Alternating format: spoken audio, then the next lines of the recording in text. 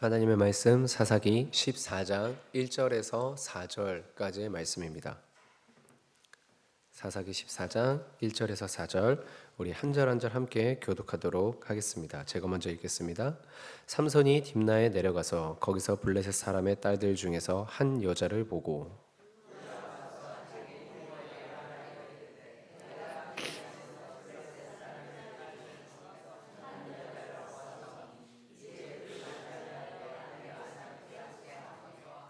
그의 부모가 그에게 이르되 내 형제들의 딸들 중에나 내 백성 중에 어찌 여자가 없어서 내가 할례 받지 아니한 블레셋 사람에게 가서 아내를 맞으려 하느냐 하니 삼손이 그의 아버지에게 이르되 내가 그 여자를 좋아하오니 나를 위하여 그 여자를 데려오소서 하니라.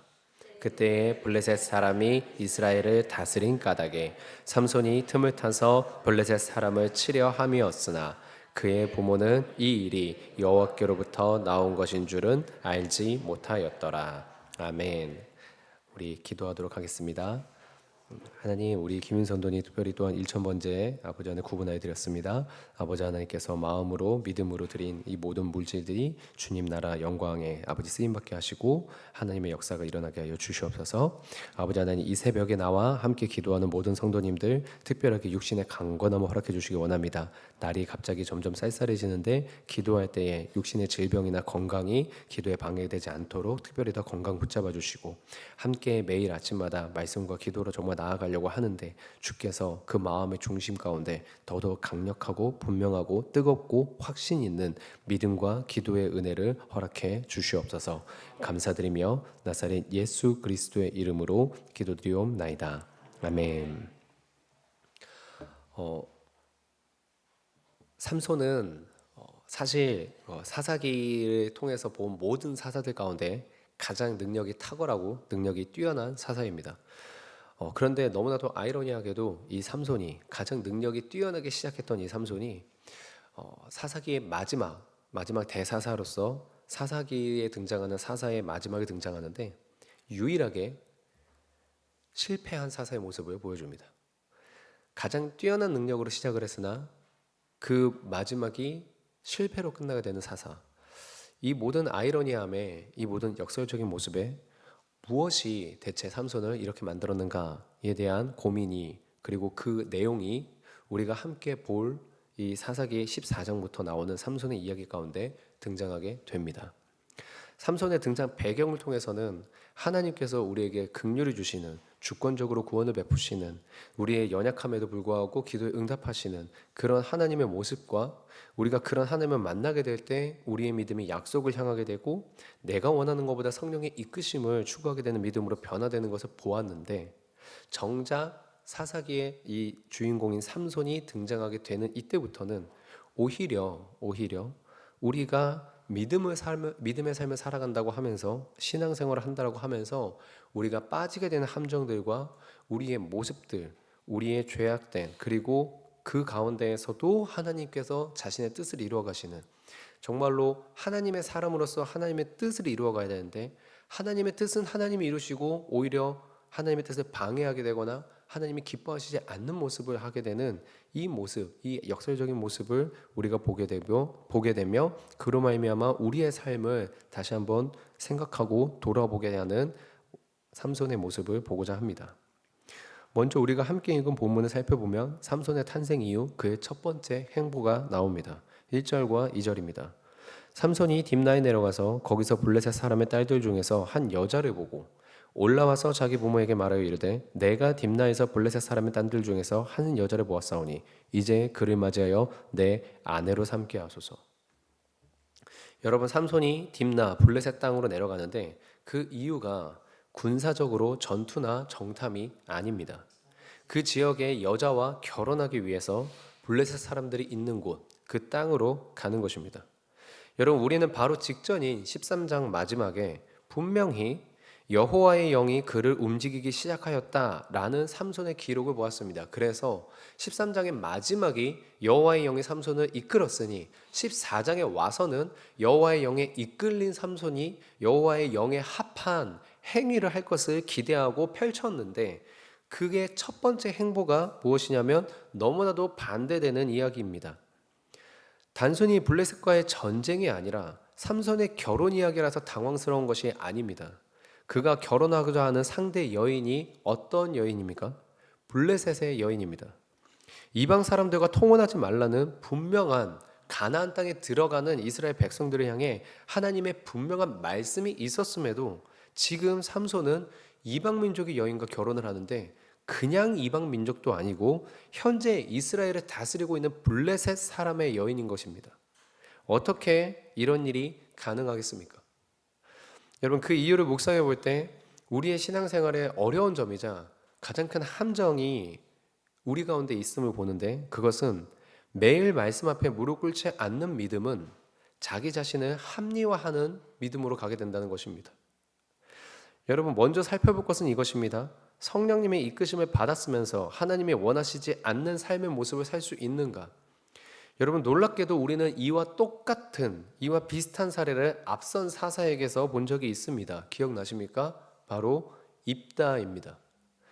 입다는 분명히 하나님의 영이 임재하였다라고 기록합니다. 하나님이 입다에게 임하셨는데, 하나님의 영이 입다에게 임하셨는데, 그런데 하나님의 영이 임한 입다가 한 서원이 무엇이냐면 하나님이 허락하지 않는 인신공양 제사입니다.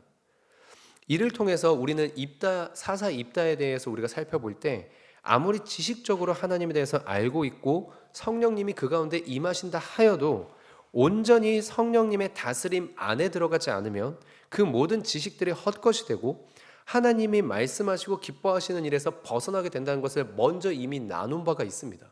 여기에 대해서 생각한 바가 있습니다. 아니, 그러면 박 목사님, 분명히 삼손은 여호와의 영이 그를 이끌었다고, 여호와의 영이 그를 움직였다고 하지 않았습니까? 예, 맞습니다, 여러분. 분명히 13장 마지막에 그렇게 기록되어 있습니다. 그럼 이게 무슨 일입니까?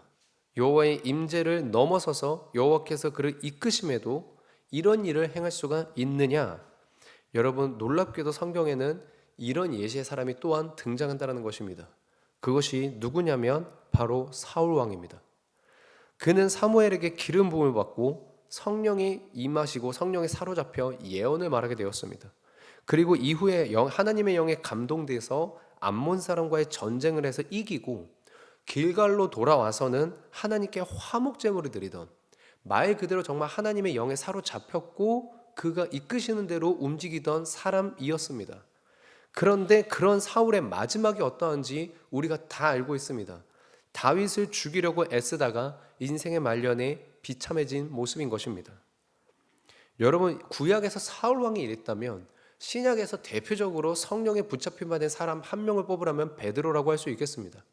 그는 사도행전 2장의 성령의 임재를 체험하고 성령님께서 말하게 하심에 따라 설교함으로 한 번 설교로 3,000명, 한 번 설교로 5,000명이 회개케 하는 초대 교회를 시작한 믿음의 역사의 성령의 사람입니다. 그런데 그런 베드로가 헬라파 그리스도인들과 식사를 할 때에 유대파 그리스도인들이 오자 자리를 피함으로 주변에 있는 다른 모든 그리스도인들이 시험에 빠지게 하는 일을 했다는 것입니다. 입다도 사울도 베드로도 모두 하나님의 영에 감동받은 자들이었음에도 불구하고 하나님이 기뻐하시지 않는 행위를 하는 것이 성경에 기록이 되어 있다는 것입니다. 여러분, 우리 청년들이 수련회 때 이 수련회를 준비하는데 미리 상정했던 내용이 무엇인지 아십니까? 우리가 수련회 때 은혜를 받을 것이지만 반드시 분명히 2, 3주 지나면 잊혀질 것이다. 여러분, 이게 우리 청년들이요 수련회를 준비하면서 했던 말입니다. 다들 너무 모태신앙으로 수많은 수련회를 경험하다 보니까 아예 이제 2, 3주 지나면은 이 수련회 때 받은 은혜를 잊을 것이라고 상정을 하더라고요. 여러분, 정말로 성경적이면서도 너무나도 슬픈 상정이지 않습니까? 입다의 이야기 속에서도 우리가 경계해야 될 내용이 이 내용이다라고 했는데, 여러분, 너무나도 완벽하게 똑같은 내용이 삼손에게 나옵니다. 매일 말씀으로 무릎 꿇지 않으면 우리는 어느새 하나님이 기뻐하시지 않는 자리에 가 있다는 것이죠. 그런데 여러분, 삼손은 사실 입다보다 한 발자국 더 나아간 것을 아십니까? 입다는 하나님이 원하시지 않는 인신공양 제사라는 것을 하고 본인 스스로가 자신의 딸을 번제로 바침으로써 괴로워하는 자리에 있었다면, 삼손은 하나님이 기뻐하시지 않는 이방 여인과의 결혼이라는 그 자리를 넘어서서 자기 자신을 합리화하는 자리까지 나아가게 됩니다. 오늘 우리가 함께 읽은 4절입니다. 그때에 블레셋 사람이 이스라엘을 다스린 까닭에 삼손이 틈을 타서 블레셋 사람을 치려 함이었으나 그의 부모는 이 일이 여호와께로부터 나온 것인 줄은 알지 못하였더라. 삼손이 지금 블레셋 여인과 결혼하려는 이유가 무엇이라고 말합니까? 블레셋 사람을 치려는 틈을 얻으려 한다라는 겁니다. 여러분, 지금 이방 민족과 통혼하지 말라는 주님의 말씀을 어기는 삼손이 왜 어기냐, 이유가 무엇이냐라고 할 때 삼손은 무엇이라고 말하는가? 삼손의 마음 가운데 무엇이 있었나? 하나님이 기뻐하시는 일이 블레셋을 치는 일이니까 내가 그 블레셋을 치려는 틈을 얻으려고 나는 이방 여인과 결혼하는 것이다 라고 자기 욕망에 대한 합리화로 하나님의 일을 끌어들이고 있다는 겁니다. 자기 자신이 이방 여인과 결혼하기 위한 그 욕망에 대한 합리화로 무엇을 끌어들이냐면 이건 하나님이 기뻐하시는 일이지 않은가라는 것으로 끌어들이고 있다는 겁니다. 이것은 입다에게서 한 발자국 더 나아간 모습입니다. 여러분, 무슬림 그러니까 이슬람을 믿는 사람들은 평생에 두 천사가 무슬림들을 따라다닌다고 합니다. 그래서 한 천사는 죄를 지을 때마다 그의 일과 경중을 기록하고 다른 한 천사는 선한 일을 할 때마다 그 일과 경중을 기록한다고 합니다. 그래서 마지막 심판의 때에 두 천사가 기록한 내용을 저울에 달았을 때 기울어지는 쪽으로 그들의 심판이 이루어진다고 말을 합니다. 여러분, 간혹 우리들 중에서 이런 식의 신앙생활을 하는 것은 아닌지 생각을 해보게 됩니다. 기도는 했으니까, 내가 어느 정도 하나님 앞에 믿음으로 봉사 헌신했으니까 내가 이 정도의 죄는 괜찮겠지.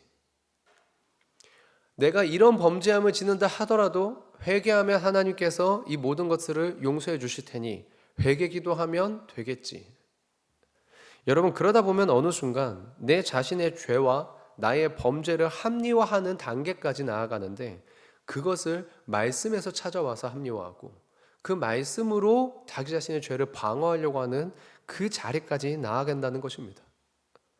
말씀의 기준 앞에 날마다 나를 내려놓아야 하는 것이 가장 중요한 이유인 그 중요한 이유임이 드러나는 순간인 겁니다. 여러분, 사실 이 말씀을 묵상하고 설교 원고를 쓸 때 정말로 너무 많은 괴로움이 제 안에 찾아왔습니다. 그것이 무엇이냐면 바로 이 모습이 제 모습이기 때문입니다. 여러분, 제가 처음으로 하나님의 은혜를 경험했던 때는 중학교 2학년 14살 때였습니다. 그 중학교 2학년 여름방학 때 혹시 기억하실런지 모르겠지만 두란노 선교회 그 하스데반 선교사님이 그죠, 하용조 목사님 그리고 하신주 선교사님 그리고 하스데반 선교사님 이 3남매가 같이 함께 정말 열심히 사역하지 않았습니까? 그때 이제 이 하스데반 선교사님께서 잠실 실내 체육관에서 함께 이렇게 찬양 집회를 했는데 처음으로 그런 연합 찬양 집회를 가봤습니다. 잠실 실내 체육관 그 15,000석이 거의 가득 차게 되는 그 찬양 집회 가운데 가서 처음으로 눈물을 흘리면서 회개 기도하고 하나님 앞에 정말로 울며 나아갔을 때 진짜 거짓말처럼 딱 그 집회를 마치고 그 문 밖을 나서는데 진짜 제 마음 가운데 누구든 사랑할 수 있을 것 같고 그때까지 저를 괴롭히던 그 못된 놈의 새끼 막 이렇게 하던 그 친구에게 그래 내가 너를 이해한다 라고 이렇게 막 얘기할 수 있을 것 같은 정말 엄청나게 막 이렇게 막 그 파란 하늘 같은 막 그런 마음이 제 마음 가운데 있었거든요. 그래서 저는 막 그 주님 감사합니다. 이게 정말 은혜고 그런 건가 막 해가지고 했는데 거짓말처럼 3일 만에 그게 다 싹 사라지는 거죠. 3일 만에 싹 사라지는 거예요. 근데 여러분 진짜 놀라운 게 뭐냐면 이게 사라진 게 너무 괴로운 거예요. 너무 괴로워가지고 주님 저는 이게 뭐죠? 막 제가 느낀 건 가짜인가요? 저는 진짜 뭐 아닌가요? 저는 막 그 모든 막 그런 너무 괴로운 가운데서 하나님 앞에 기도하고 막 전도사님 찾아가고 막 간사님 찾아가서 상담하고 막 그랬었거든요. 중학교 2학년 때. 그리고 수련회 때 막 다시 울며 기도하고 하나님 정말 도와주세요 막 그렇게 했었는데요. 여러분 제가 느끼는 게 뭐냐면요. 이게 10대 한 20대 후반까지는 너무 가슴이 아팠거든요. 근데 이제 한 30대쯤 되니까 뭐가 되냐면 에이 원래 그렇지 뭐 이래 버리는 거예요. 제 마음이. 이게 뭐 기도하고 은혜 받아도 뭐 어쩔 수 없지, 인간이니까. 어쩔 수 없지, 인간이니까. 여러분, 이러면서 제 자신이 하나님이 싫어하시는 일을 하는 모습에 합리화를 걸고 있더라고요. 성경에서는 우리를 죄인이라고 했으니까. 성경이 죄인이라고 말했고, 우리는 죄인으로서 맨날 지는. 심지어 여러분, 제가 이제는 신학대학원까지 그러니까 가서 공부를 하다 보니까 어쩔 수 없는 죄인이다라는 이 표현이 누구보다도 더 분명하게 논리적으로 이게 나오지 않습니까? 그러니까 제 마음 가운데 뭐가 있냐면 안 돼라는 마음이 있는 거예요. 이게 그러면서 여러분, 좋아요. 이게 이론적으로 안 돼라고 하는 것까지만 가도 괜찮은데 놀라운 건 뭐냐면 제가 범죄하는 데에도 제 마음이 안 찔리는 순간이 있더라는 겁니다. 10대 때 시절만큼 20대 시절만큼 안 찔리는 순간이 오더라는 겁니다. 그때 정말로 그 중학생 고등학생 때는요, 청년 때는요, 작은 범죄라도 정말 미칠 것 같았거든요. 하나님께 나 벌 받으면 어떻게 하지? 하나님이 진짜 나 싫어하면 어떻게 하지? 진짜 나 천국에 못 들어가면 어떻게 하지? 막 진짜 주님 앞에서 작은 범죄 하나 가지고서 전전긍긍하고 심지어 반복해서 똑같은 죄를 짓는 제 모습이 역겨워가지고 하나님 앞에 정말로 울며 회개하던 때가 있었는데 어느 순간 제 마음 가운데 그 마음이 사라지는 겁니다. 점점 무뎌지는 거예요. 그러면서 제 스스로가 저를 합리화하기 시작하는 겁니다. 인간이니까, 죄인이니까. 이건 뭐 목사는 사람 아닌가? 여러분, 이게 근데 하나님이 과연 기뻐하시는 일이겠습니까? 근데 여러분, 삼손이 정말 그런 모습을 가지고 있다는 겁니다. 이방 여인과 결혼하는 분명히 하나님이 하지 말라고 한 범죄를 함에 있어 그 범죄함에 대한 합리화의 근거를 하나님의 말씀 가운데 이렇게 나와 있으니까, 죄를 범하는 인간인 내 모습을 놓고 하나님의 말씀 가운데 죄인은 어쩔 수 없이 죄 짓는다라고 말하고 있으니까. 여러분, 죄인이 죄 짓는다라고 말하는 거, 내 성경 말하고 있는 건 맞습니다. 근데 여러분, 그거는 마음은 원이로되 육신이 약하도다. 여러분, 이 말씀은 예수님이 나한테 하셔야 될 말이지, 내가 예수님한테 하나님 아시죠? 예수님 아시죠? 마음은 원인데 육신이 약해요. 여러분, 제가 이래서는 안 되는 거 아닙니까? 아니, 예수님이 저한테 야, 네가 진짜 노력하는데 애쓰는데 네 마음은 진짜 원하는 게 이건데 네 육신이 정말 약하구나. 야, 기량아, 힘내라. 내가 진짜 다시 너한테 힘줄게. 힘내라. 여러분, 주님이 우리한테 하셔야 될 말이지. 제가 주님한테 주님 제가 하려고 했는데 안 되네요. 아시잖아요. 저 뭐 마음은 그런 거. 여러분, 이게 과연 맞는 것입니까? 근데 제가 그 말씀을 핑계로 하나님 앞에 그러고 있는 거예요. 여러분, 그래서 진짜 참 이 삼손의 이 모습이 마음 가운데 너무나도 괴로운 저의 모습인 겁니다. 우리 성도님들은 어떠하신지요? 근데 여러분, 오늘 우리가 읽은 내용 중에 이렇게 정말 괴롭고 무거운 내용인데 엄청나게 큰 은혜가 무엇인지 아십니까? 그것이 바로 4절 후반부에 나온 내용입니다. 이 일이 여호와께로부터 나온 것이라고 말한다는 겁니다. 여러분, 무슨 뜻입니까? 수많은 보수 신학자들이요, 이 4절에 대한 해석을 놓고 의견이 분분합니다. 그런데 공통적으로 이렇게 의견을 모읍니다. 그것이 무엇이냐? 이런 해석입니다. 비록 삼손이 잘못된 생각과 행동을 하여도 그 모든 일을 통해서도 하나님은 블레셋에서 이스라엘을 구원하시는 하나님의 계획의 일부로 사용하신다. 삼손이 분명히 잘못 생각하고 잘못 행동을 했지만 하나님은 그것조차도 이스라엘을 구원하는 하나님의 계획의 일부로 사용하신다. 여러분, 그래서 실제로 어떤 일이 벌어지냐면 우리가 이제 나중에 읽겠지만 삼손은 이 딥나 여인과의 결혼을 핑계 삼아 블레셋에 내려가서 갈등을 일으킵니다. 그래서 여기에서부터 시작된 삼손의 갈등이 뒤에 15장, 16장으로 가면 블레셋 사람 1000명을 죽이는 단계까지 가게 되죠. 여러분, 우리는 이것과 비슷한 내용을 로마서에서 발견합니다. 모든 것이 합력하여 선을 이룬다. 우리가 때때로 부족한 모습이 있고 심지어 우리가 범죄함으로 잘못한 선택을 한 적이 있어도 하나님은 그 모든 것을 사용해서 결국 하나님의 선하심을 이룬다는 것입니다. 우리가 이 삼손의 배경에서 봤던 첫 번째 구원을 하나님이 하나님의 주권으로 이루신다.